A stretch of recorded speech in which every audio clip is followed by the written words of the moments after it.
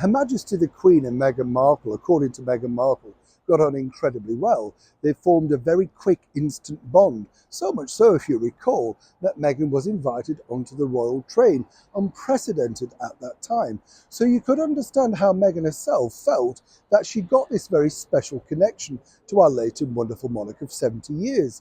But of course, the monarch was nothing but savvy. You know, this was a lady who literally lived through so much history, seen so many things, and understood people. There's no two ways about it. Her Majesty the Queen was very, very sharp. And that's really what a lot of her advisors have told me over the years, quite frankly. You can understand. You don't get to that ripe old age, do you not?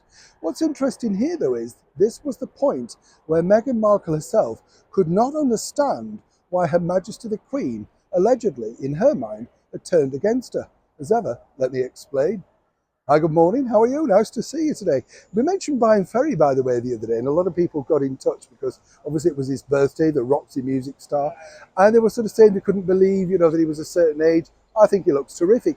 And yes, you're right. One of the very early Roxy music album covers did indeed have the model, Jerry Hall, who was a girlfriend of Brian Ferry at the time, featured on said cover. So you see, everybody gets to start somewhere. Jerry Hall, of course, became a supermodel, married for a short period of time to the media mogul Rupert Murdoch. Let's just leave it there. Back as ever to your breaking royal story of the day. This really does all centre upon the fact of you get an inkling of how Meghan Markle must have perceived her royal relationship, when you consider it like that. There she was, really fastly connected to Her Majesty the Queen, far faster than Kate, Catherine, the Princess of Wales, and indeed other previous royal brides. The Queen had been encouraged really by many people around her to show a new modernistic monarchy, and obviously this was a huge mistake, but hindsight's a great thing. But the real twist and turn of where this went wrong in Meghan's eyes was simply this. She apparently could not believe that Her Majesty the Queen would do this to her.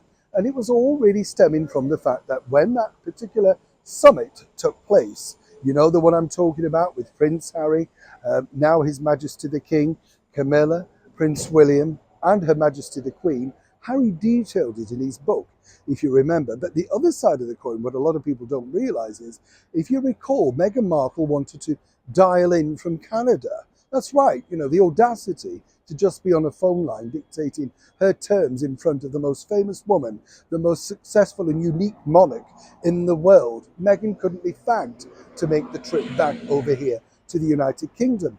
This, according to a very well-placed source, was something that really irked Meghan. But apparently Her Majesty the Queen said, how dedicated can she be to solving this problem if she could not be bothered to return?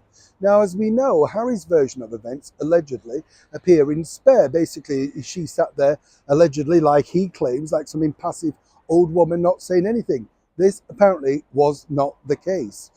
The reason why I mention this particular story is this is the line, the direction that the book publishers of Meghan Markle would like her to delve into more, the relationship with Her Majesty the Queen.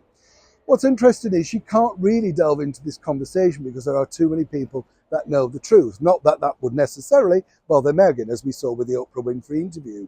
But the true story is Meghan literally could not understand why Her Majesty the Queen, after showing such openness, kindness and empathy, would turn round and very snappily point out that if Meghan could not make the effort, then neither was she. And that really was the start of the rot between the relationship of Meghan Markle and the late monarch. Fascinating, I'm sure you'll agree. Neil Sean in the very heart of London.